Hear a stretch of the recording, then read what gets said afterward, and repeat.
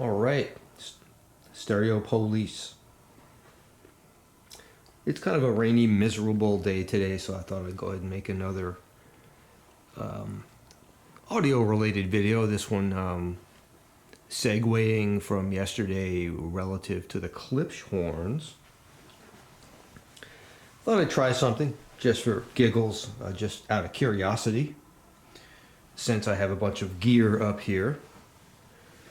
I'm going to, as I did, pull the dust covers off the Klipschorns, pull the grills off, as I've done, and take a song. I've already picked it, probably one you've never heard of, and play the same song through the same Klipschorns, switch out equipment, because currently have things driven entirely solid state right now, DAC, TAC NT503, and Yamaha A1000 Class A. Tone controls fully bypassed. I've upgraded and modified that amp. It's tip top. So, very good solid state setup. Let's drive the Klipschorns. Then let's switch over to entirely vacuum tube. And when I say entirely, oh, by the way, this TAC, and I'm going to walk you through this in a minute. This TAC NT503 has an AKM microelectronics Sigma Delta style DAC in it. So we're going to be comparing a couple different things today. So Sigma Delta style DAC, all solid state driving Klipschorns. Going to switch over to pardon me. I'm going to switch over to entirely vacuum tube, and we're going to start with the signal coming in through a multi-bit DAC, a paralleled multi-bit DAC, Philips. What was it? TDA 1542 or 3? I forget now. It's been a while since I looked, but driven immediately into a vacuum tube buffer, followed into a Macintosh 12AX7 Class A vacuum tube, integrated into a vacuum tube power amp Class A, single-ended. We're going to drive the Klipschorns and then compare, and let's just see, is there a difference? Everything else being equal. And, relative to, certainly there's a difference with respect to distortion. We know that vacuum tubes will introduce more total harmonic and inner harmonic distortion. Yet, oftentimes we say they sound better. They sound more organic. There's something special about them. What is it about vacuum tubes? So in this instance, all things are going to be equal, same song. See if you can tell the difference. Is there a difference? Because I can tell you that A1000, I've modified it, I've fixed it, upgraded the power cord, new speaker binding post. Let me show you that in a minute. It's tip top, and I've measured its harmonic distortion. It's below that of my test gear. There's nothing wrong with it. This is the best of solid state. So with my primitive test gear tonight, my camcorder, my Zoom microphone, is it the NT1? What was that again? I'm sorry, H1N. H1N. My Zoom microphone. Will you be able to tell any difference at all? And if there's a difference, which do you prefer? For me, I most often prefer the vacuum tube gear. I'm listening to solid state now because I like to switch things up, but when I get down to it, if I really want to pick a system, it's most likely going to be vacuum tube. Why? On paper, it's worse. What is it about it? Well, let's give it a shot. So, our first contenders tonight, the TAC NT503 with the AKM microelectronics Sigma Delta style DAC in it. Very good DAC for its time. does the job. Going into the Yamaha A1000, it's going to be in Class A mode. So it is Class A. It does heat up. Believe me, it heats up. And we're going to be in direct mode, meaning all tone controls bypassed. All bypassed. No interaction there. And years ago, when I made videos about this, not only did I install a monster power cord back there, replace that, but made a great video about installing these binding posts right there and doubling up on the wires going to the speaker selectors, and these are awesome binding posts. This amp was worth the investment, time and energy that I put into it. And we would want to definitely select speakers A and B because I doubled up on those wires going back there. All right. So let's get started. From here forward, you'll be listening through the Zoom H1N. Here we go, song 1.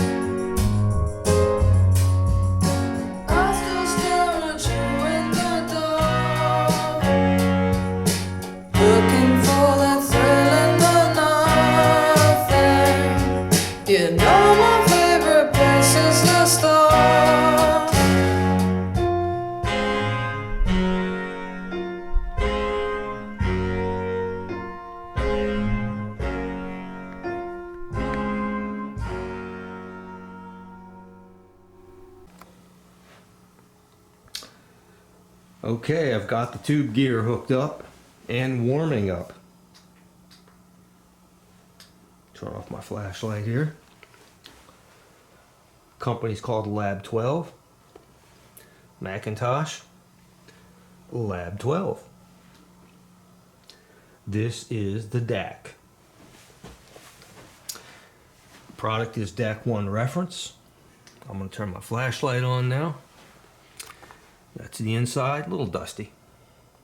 But underneath that board right there, it's hard to see. Oh, if I get an angle, if you look underneath, you see those little red, little pinouts with the red things? Those little dual inline packages with the red, yep, you can see them. Those are paralleled Philips, I think 8 of them, 4 per channel, paralleled. TDA 15, not the 41s, the 43s. Multibit DACs, and those chips have the ability to bypass their internal op amps just to get the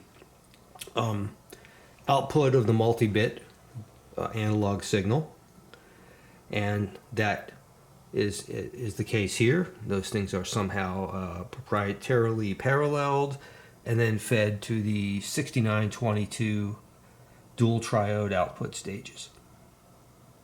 So we're about, with this DAC, a nice toroidal transformer, about as analog as you can get digitally here. Beautiful, beautiful piece. Nice workmanship. I love the sound of it. And then we're going to go into the Macintosh preamp, all 12 AX7s, Class A. And then we're going to go into the Lab 12 Suono in triode configuration. It can go pentode or triode, or in triode configuration, I don't need but a flea watt to power the Klipschorns. And there it is. This is Class A tube power amplifier. So it's a single-ended Class A. And that will be powering the Klipschorns. And of course, it's fed from the Macintosh. Fed from the Macintosh. So this is our our vacuum tube and multi-bit contender today. Versus, of course, our first contender was our Sigma Delta plus Transistor. So today's battle is Sigma Delta Tranny versus vacuum tube multi-bit. There's a matchup for you here. Let's see how it plays out. It's listening time.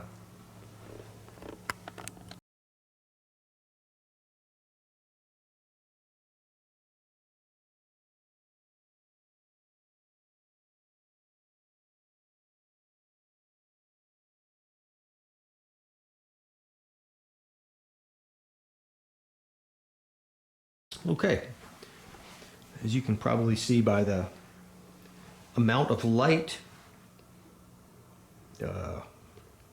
diffracting through the windows, or refracting, or diffracting.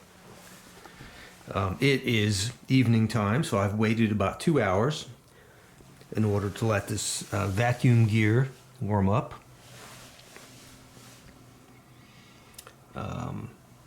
Wanted to give the vacuum gear a fair shake, so there are the 6922s in the DAC. This guy has an auto turn off, so periodically have to turn him on. I'm gonna let him warm up now. The Macintosh is in warm up mode. This beast is in triode mode, and they are the KT 150s. They're like the KT 88s and 100s on steroids. Wonderful sounding tubes, fantastic.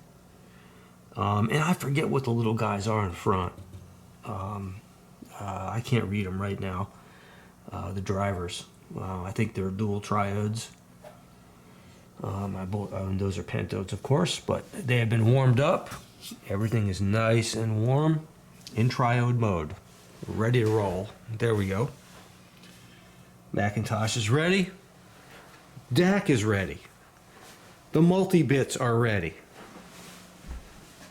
Okay, let me get set up with the microphone and let's do the comparison. Zoom H1n. All right, hang on.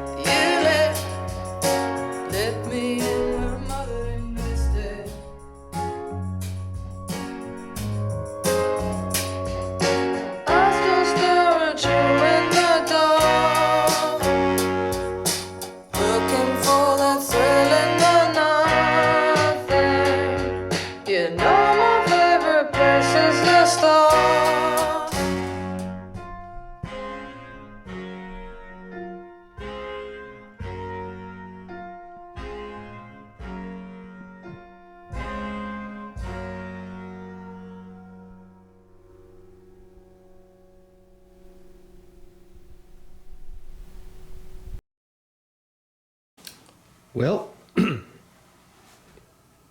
are you able to tell?